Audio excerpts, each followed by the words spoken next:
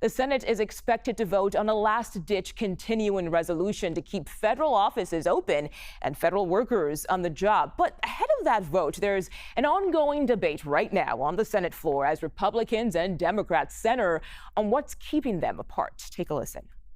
They say, oh, the Democrats want undocumented immigrants to get health care, to get the federal dollars of health care. That is utter bull, and they know it. The law prohibits undocumented immigrants from getting payments from Medicare, Medicaid, or the ACA. There's no money, not a penny, of federal dollars that are going there. So why do they bring this up? Because they're afraid to talk about the real issue, which is health care for American citizens. Health care for people who need the health care and can't afford these premiums. Senator Schumer has come to the Senate with a ransom note, $1 trillion he's asking, and just to keep the government open for 4 short weeks. This proposal is a far left wish list. And the Democrats in this body know that they are responding to the demands of the far left radical wing of their party. Radical, extreme, dangerous, scary.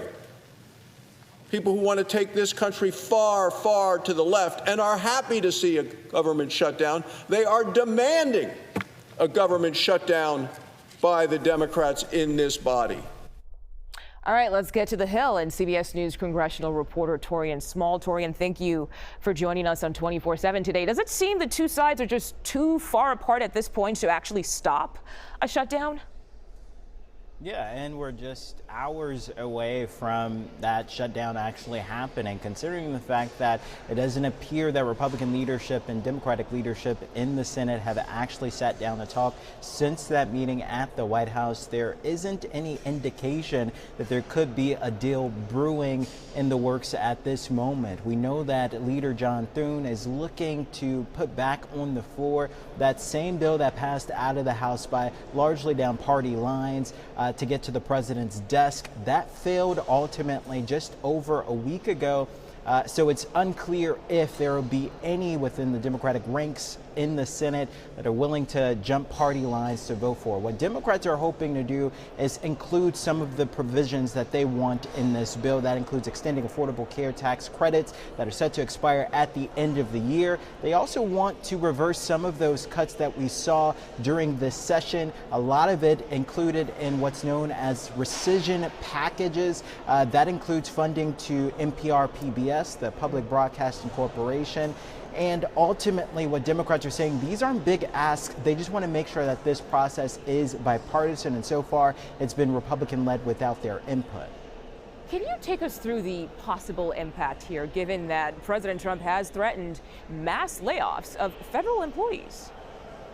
Yeah, we're getting a little bit of clarity on what that could look like. The Office of Management and Budget put out another guidance, essentially, since their memo suggesting that what's known as reduction in forces or firings could happen. This is a huge deviation from government shutdowns of the past. Typically, personnel are furloughed and then brought back after the government is funded and they receive back pay from that.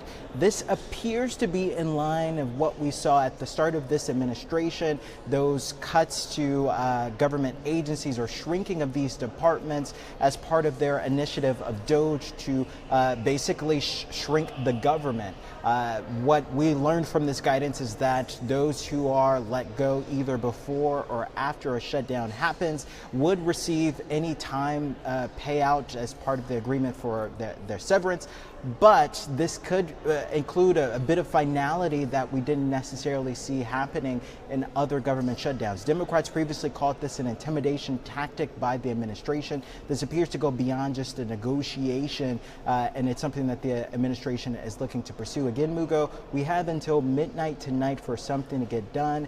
If that doesn't happen, we're looking at another government shutdown. Torian, after the White House meeting, President Trump, he posted an AI video of leaders Schumer and Jeffries, and it's causing quite a stir. What was that about, and what's been the reaction to that video he posted? Yeah, those in Trump's circle, including the White House, is saying that he's just sharing names, is what the president does. But a lot of Democrats took issue to it, saying that it is quite racist.